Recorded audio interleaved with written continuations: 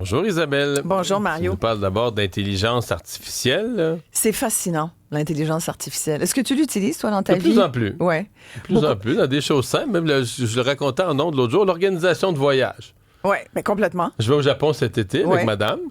Mais tu sais, des questions niaiseuses, OK, tel hôtel, je vais-tu être bien situé pour tel type d'activité? Il me dit, tu vas être loin d'ici. As-tu demandé à ChatGPT, s'il te plaît, peux-tu me faire un plan pour, mettons, quoi une tu ville, vas? Une ville. Fais-moi un petit plan. Ouais, on a commencé avec ça il y a longtemps, c'est ça. Là. Qu'est-ce que tu regardes? Pour le commun des mortels, tout le monde aujourd'hui connaît et probablement utilise aussi ChatGPT dans sa version la plus récente, la 4. Mais là, sur mon sel, j'ai Gemini. Oui, il y en a plein d'autres. Ça marche tout, là. Voilà, ils sont tous améliorés.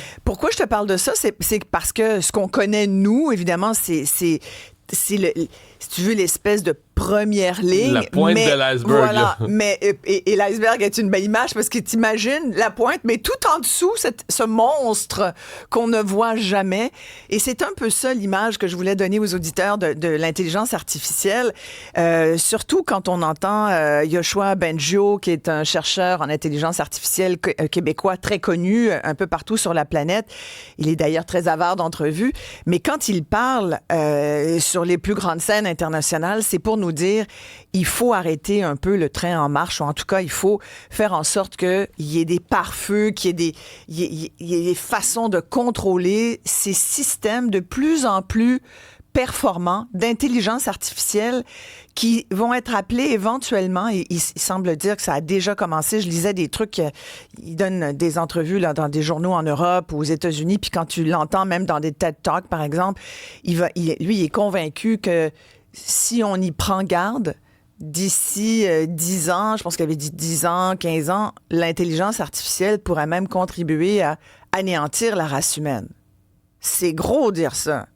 Là, c'est pour ça que j'adorerais jaser avec lui, parce que quand t'es rendu là, t'as envie de dire, ben là, OK, ben on arrête tout, là. Si on pense que ces outils, c'est l'émergence de modèles IA hyper performants, là, de l'IA pointe, va prendre des décisions. Ouais. Et moi, ça me ramène toujours à... Tu sais, quand c'est parti, cette affaire-là d'intelligence artificielle, ça fait quand même plusieurs années maintenant qu'on en parle. Ça me ramenait à un de mes films préférés, le 2001, l'Odyssée de l'espace. Puis à la fin, Hal prend le contrôle. Il prend le contrôle. Mario, tu t'en souviens? Tu regarderas ça. C'est un film fabuleux. Il prend le contrôle. C'est l'ordinateur qui finit par prendre le contrôle de l'humain puis du vaisseau spatial.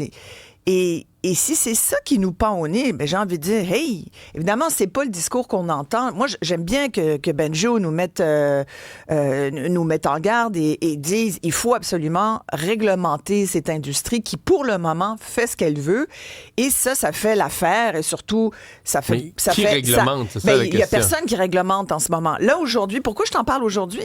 C'est qu'il lance aujourd'hui, justement, ça s'appelle Loi Zéro. Tu regarderas ça, c'est une organisation sans but lucratif pour faire progresser la recherche, développer des solutions techniques. Il dit qu'il y a des solutions. Il y a moyen de contrôler ça pour pas se faire surpasser par la machine. Parce que, tu sais, quand on essaie d'imaginer qu'est-ce que l'IA est en train de faire aujourd'hui. Il paraît que l'IA, là, puis c'est fascinant. Puis je vais t'en montrer un exemple probant hier, là. Ici, dans la salle, j'ai comme... Tout le monde était estomaqué, moi-même, là, parce que j'ai demandé puis je l'ai fait avec un système de création de musique. Là. Tu fais création de musique, une espèce de chat GPT de la musique. Puis j'ai écrit le titre de la chanson que je voulais. Le Québec est en train de se faire passer... Le Québec va se faire passer un pipeline. C'était ça, parce que j'en parle à mon émission tout à l'heure, puis je voulais une toune pour accompagner. Alors, le Québec va se faire passer un pipeline. Et là, j'ai écrit les premiers paragraphes du couplet, un petit bout du refrain, puis j'ai dit, je veux ça sur une toune hip-hop très rythmée. Écoute, regarde, écoute ce que ça a donné. Le Québec va se faire passer un pipeline. On va nous avoir sur toute la ligne. Le pétrole coule dans nos veines. Résister, ça vaut pas la peine. Les gros bonnets ont toujours le bon bout. Toi, citoyen, t'as jamais le gros sou. Ils prennent tout et de se bat, mais c'est pour du vent. Ils nous mentent, ils nous volent. Nos espoirs qui a écrit ça s'envolent. Oui, monsieur. Après ça, là, le reste, c'est lui. Ça, là, c'est lui. Attends. Il manque juste un drop. Le Québec va se faire passer un pipeline. Moi, j'ai dit pipeline. Le Québec va se faire passer un pipeline. Mais il a dit pipeline. Avoue, c'est bon. Mais le reste du texte, c'est lui qui l'a généré. Moi, j'ai écrit le début. Moi, j'avais dit, le Québec va se faire passer un pipeline. On va se faire avoir sur toute la ligne. Moi, ça rimait. Mais avoue que c'est bien fait parce que dans toutes les tonnes de hip-hop, ça prend des mots d'anglais. Fait qu'il m'a mis pipeline. Fait que j'étais pas contre, tu comprends l'idée. Mais avoue que c'est quelque chose, non? Non, c'est impressionnant. Et le pire, c'est que j'ai pas travaillé 1 heure là-dessus. Là. Écoute, Florence était à côté de moi. Ça fait ça dans 8 minutes, là. Non, c'est ça le pire. Flo, 2 minutes et demie, 2 minutes et quart. Écoute, t'avais la bouche ouverte en train de me regarder, genre, j'en reviens pas de ce qui se passe. Moi-même, je me disais, mais voyons donc. Attends, puis j'ai d'autres versions que je vais faire entendre tout à l'heure. Ah ouais, parce que si t'aimes pas un aspect, là, tu peux le faire corriger 50 fois. Là. Je veux plus de rythme, plus de style, plus rapide, plus lent. Je suis vite tombée dans la version payante parce que mon idéal, ça aurait été de mettre un extrait de François Legault hier à la rencontre des premiers ministres qui disait... ça va dépendre de ce que ça rapporte pour le Québec, tu sais, une espèce, un peu comme les rap, tu sais, un peu comme... T'es-tu un spécialiste du hip-hop? Ah, moi, j'adore les hip-hop. Ah, ouais, okay. J'adore le hip-hop, j'adore la musique électronique. T'as l'air d'attendre le drop, là. Ah oui, là, oui. Non, mais moi, j'écoute, je suis comme, comme mes filles. J'ai 12 ans d'âge mental quand je vais dans les shows électroniques, bon entendeur, tout ça, je trippe au bout. Eugèbe qui vient pour le Grand Prix. Tout ça pour dire que l'IA fait des possibilités énormes, mais il faudra l'encadrer. Il faut absolument l'encadrer parce qu'en même temps, c'est fou, tu sais, puis t'écoutes ça. Mais en même temps, je me sens mal, tu sais. Là, c'est moi qui a fait ça non, mais un compositeur de hip-hop peut travailler une semaine pour faire une tune bonne comme ça. Là. Exact. Un mois. Et puis, attends, j'ai fait des versions... j'ai même demandé à un moment donné, je veux que ça soit une femme, je voulais un duo homme-femme. Là, ils m'ont sorti avec une voix de femme. On dirait Diams. Ah, tu te souviens? Moi, je suis une grande fan de Diams à l'époque. Et c'est vraiment le copie conforme. Fait que t'as envie de dire, OK, ça, les droits d'auteur pour les artistes, c'est ceux qui écrivent la musique, ceux qui écrivent les paroles... C'est quand même... Tu sais, c'est fou, là. Réflexion de gens, nos auditeurs, sur ça, mais sur la question un peu de Bengio. Là. Pourquoi nourrir la bête quand on n'a même pas l'idée du type de cage qu'il faut pour la contenir? Mon Dieu, c'est tellement bien dit, Jean. C'est bien dit, Ouais, c'est bien dit. Là, il faudrait juste que Jean me réécrive dans 1 minute pour dire que je l'ai fait écrire par l'intelligence artificielle. Je l'ai pas écrit moi-même. Incroyable. J'ai demandé à l'intelligence artificielle, fais-moi une ligne brillante pour envoyer à la radio. Mais là, puisque tu parles des pipelines par la bande qui étaient hier au cœur de cette rencontre des premiers ministres... Ils n'ont même plus besoin de nous autres. C'est-tu pas rassurant? Mais là, le Canada est uni. Ouais, ben, je sais pas, c'est vous. Je sais que c'est parce qu'ils ont fait une photo, ils ont l'air bien.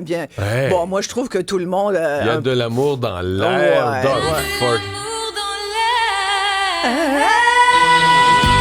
Ah oui, Doug Ford a commencé. Est-ce que c'est Martine pour vrai, ça? Non, c'est Doug Ford, ça. Ah non, je pense que c'est Martine.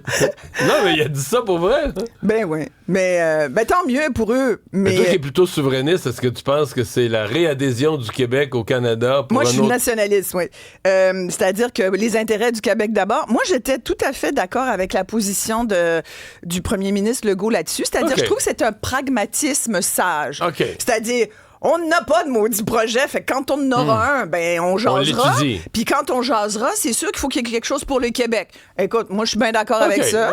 Donc t'es pas anti-pipeline à toute circonstance. Je vais te dire pourquoi je trouve que c'est une fausse bonne idée. Même si les Québécois se sont ralliés, il y a eu un sondage en février, il y en a eu un dernièrement aussi qui a été fait par Léger pour le journal.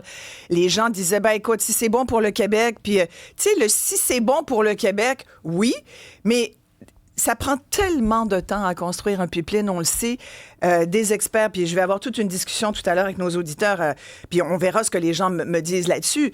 Mais il y a même des experts en énergie qui nous disent pas sûr que ça soit la meilleure idée. Tu sais, quand tu regardes les Européens, oui, l'Allemagne est ouverte, mais tu sais, leur énergie est haute. C'est beaucoup... Il y a l'énergie nucléaire, ce qu'on n'a pas, nous, ici. Mais c'est plus du gaz que du pétrole, là, c'est ça. Exactement. Est-ce que dans 10 ans, ils vont vouloir du pétrole qui est pas super propre, qui vient des sables bitumineux? Je comprends que c'est un projet qui est important pour l'Alberta, mais quand j'entends Danielle Smith, la première ministre, dit, ben écoute, ça va se faire avec ou sans le Québec. Ouais, mais là, tu vu c'est quoi sans le Québec? Non, là, mais ça va sortir dans Baie du Tson, dans un canal qui est gelé la moitié de l'année, tu peux pas passer. C'est ridicule. C'est ridicule de dire ça. Ça montre à quel point tu dis n'importe quoi quand tu es une première ministre d'une Mais voyons donc, avec tout ce que ça voudrait dire, t'imagines aller saccager. Moi, je pense qu'il y a d'autres projets d'énergie propre qu'on est capable de mettre de l'avant. Écoute, on va faire la discussion à l'instant. Un gros merci à Audrey et Isabelle pour cette émission. Merci à vous d'avoir été des nôtres. C'est Isabelle Maréchal qui prend le relais. Merci, Bonne émission. Mario.